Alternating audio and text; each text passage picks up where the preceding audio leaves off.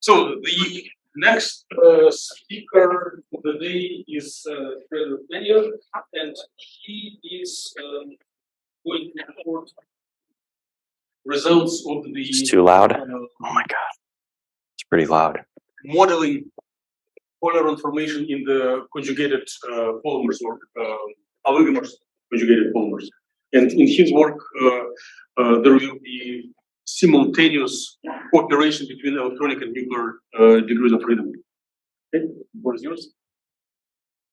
All right, so we're talking about polarons in conjugated polymers, how the dielectric constant of the medium which that polymer is in affects the localization of that polaron and its size.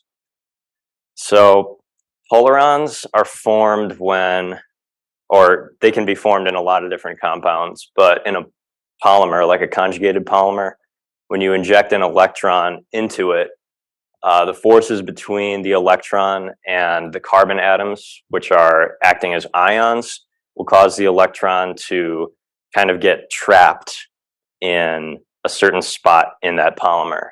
And it begins to act as its own like unique particle with an increased effective mass. And that's a polaron.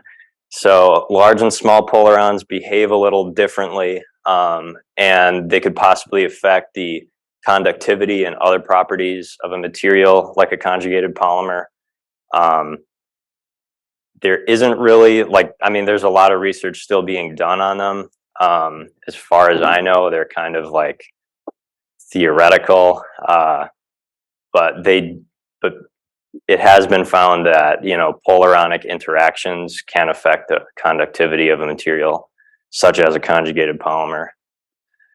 So, like I said before, we're talking about dielectric constant. So this will probably affect the size of the polaron. It'll affect how well it localizes, how much it's trapped in that conjugated polymer, because dielectric constant is essentially a measure of how polar that solvent is. Higher dielectric constants will reduce the force between charged particles.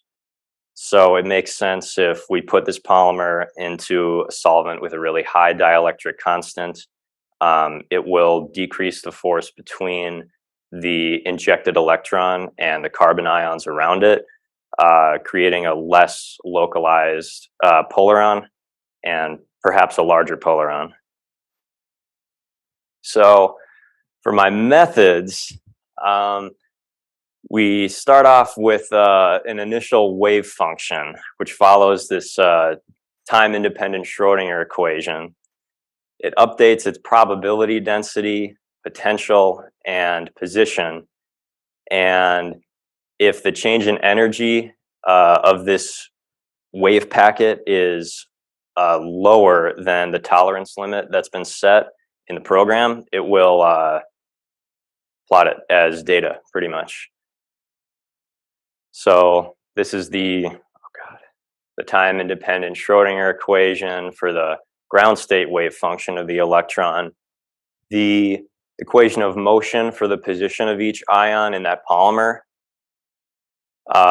These equations are Hooke's law for the force between the carbon ions. So the force between a certain carbon ion and the ion next to it on one side and the ion next to it on the other side for these two different equations.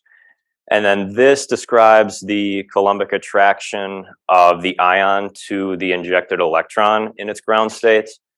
So we have our dielectric constant here that we put in, and that's what's going to change the shape of our wave packet at the end of the simulation.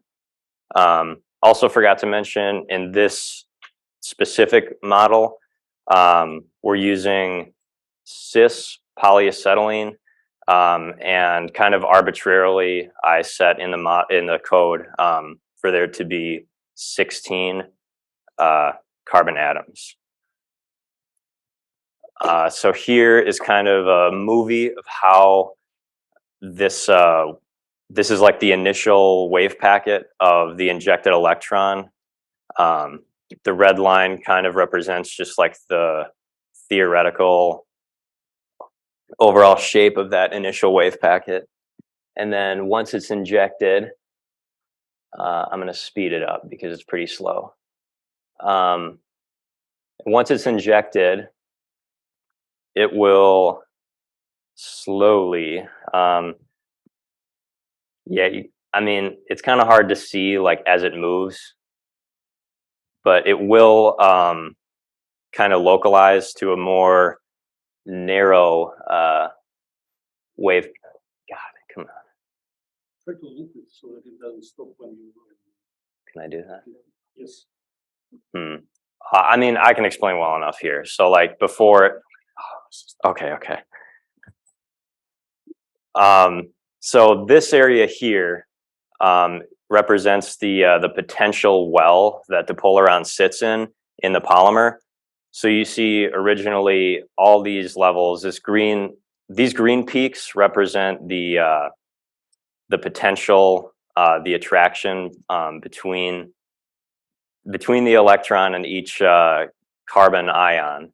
So as you can see here in the middle, these start to change. It becomes a potential well, and the wave packet also narrows and localizes to this area. So this is where the polaron would be forming in the polymer.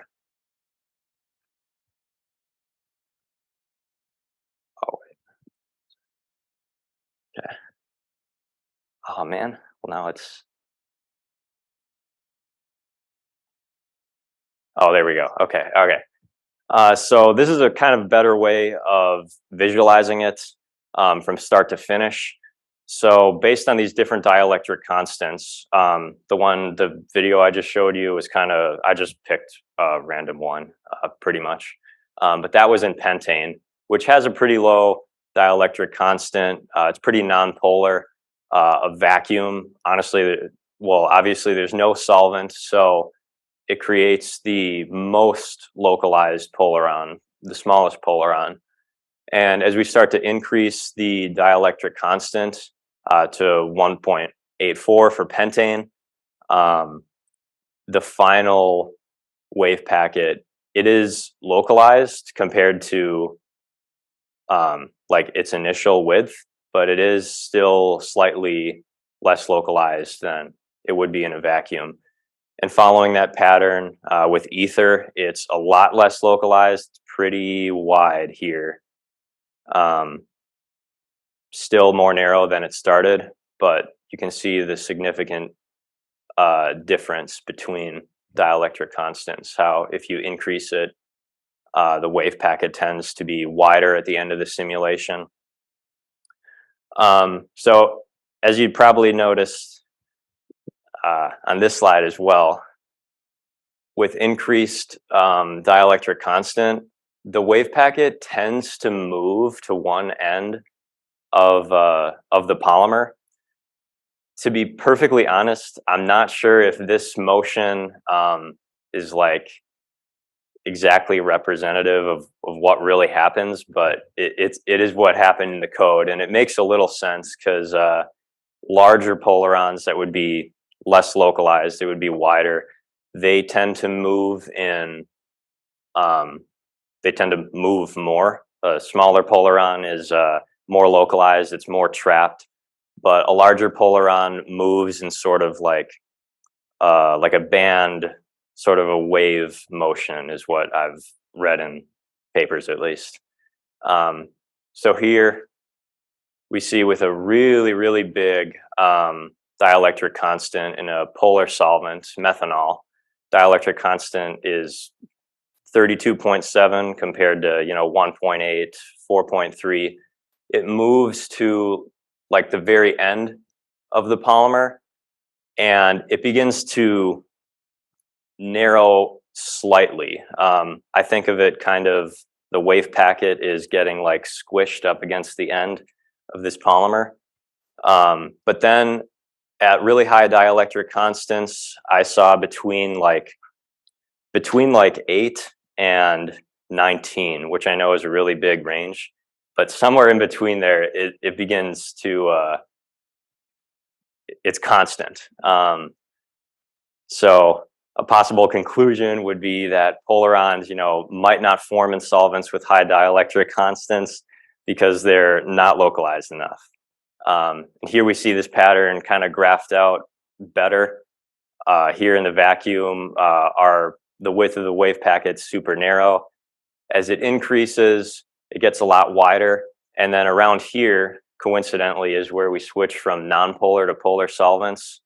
It begins to narrow and kind of drop out of this pattern. Yeah,